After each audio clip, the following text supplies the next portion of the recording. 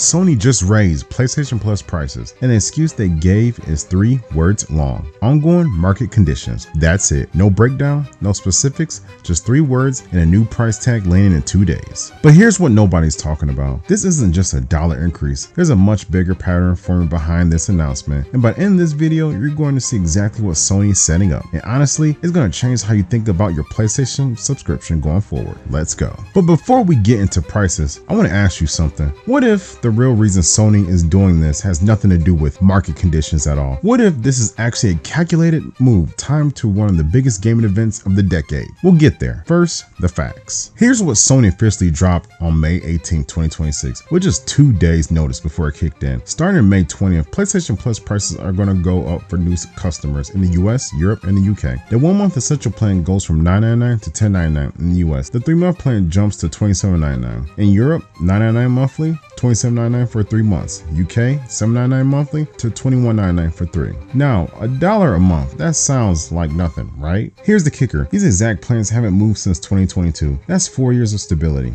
gone in a 2-day announcement window. And the annual plan, Sony hasn't said a word about it, which, and remember this, could mean it's next. Now, who actually gets hit by this and who gets to dodge it? That's where it gets interesting. Okay, stop. Before you do anything else, you need to know if this affects you right now. If you're an existing subscriber, here's the deal. You are protected. Your old price sticks, but only under one condition. Your subscription cannot lapse, get canceled, or change. The second it does, new pricing, full stop. So if you've got PlayStation Plus, go check your renewal date right now. I'll wait. Seriously, if it's coming up soon, renew before May 20th and you lock in your old rate for another full cycle. Now here's where it gets darker. If you're in Turkey or India, that protection doesn't exist for you. New prices hit existing subscribers immediately. No grace period, no warning window. You're just paying more starting now. And if you're a brand new subscriber, welcome to PlayStation Plus at the higher rate, effective immediately. Now, let's talk about this excuse, because ongoing market conditions, I'm sorry, is one of the weakest justifications I've seen from a company this size, and here's exactly why. Ongoing market conditions. Let's actually break that down, because when any company uses language that vague, the right response is to push back on it. What does market conditions usually mean in 2026? Tariff pressures, supply chain disruptions, rising infrastructure costs. Those are real things that are making businesses more expensive to run. And look, I'll be fair, PlayStation Plus does require real infrastructure, cloud servers for millions of players, online multiplayer, save data storage. That stuff costs money and it gets more expensive over time. But, and this is a big but, PlayStation Plus is a digital product. There's no factory, no shipping, no physical component touched by tariffs. So unlike the PS5 console price hike, which we absolutely have context for, the direct line between market conditions and digital subscription costs is murky at best. And Sony knows this, which is probably exactly why they didn't explain it further. Here's what I think is actually going on, and this is the part I teased at the top. Grand Theft Auto 6 is coming out later this year. Now think about what that means for PlayStation. GTA 6 is going to trigger one of the biggest waves of new console purchases and new subscriptions that this platform has ever seen. Millions of people who've been sitting on the fence are going to buy a PS5, and they're going to need PlayStation Plus for online play. Some analysts believe Sony is timing this price increase specifically for that moment, locking a higher base rate before the flood of new subscribers arrive. Every one of those new GTA 6 players who signs up after May 20th is paying the new rate. Multiply that by millions, and suddenly that $1 increase is a very significant revenue play. Smart business? Arguably, yes. Transparent? Absolutely not. And honestly, this framing makes the vague market conditions excuse feel even more cynical.